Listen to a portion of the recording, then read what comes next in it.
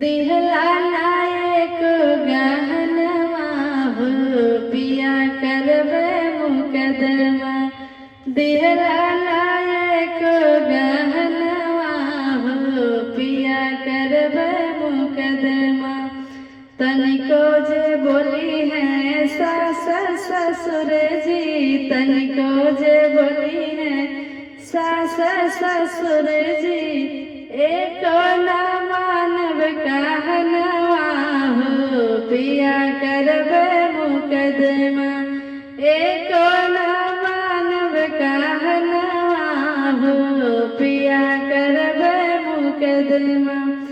दिहला नायक गहनवा हो पिया करबे मुकदमा। दिहला नायक गहनवा हो पिया करबे मुकदमा। तनिको जे बोली है जेठ जेठानी, तनिको जे बोली है जेठ जेठानी, कह के बताई आंगनवा हो पिया करबे मुकदमा।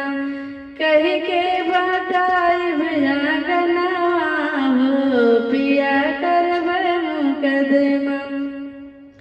दिहला नायक गहनवा हो पिया करबे मुकदमा।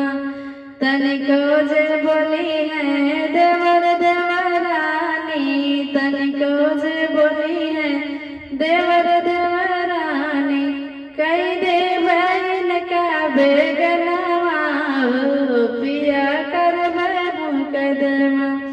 कई दे बहन का बेगनवा हो पिया करबे मुकदमा।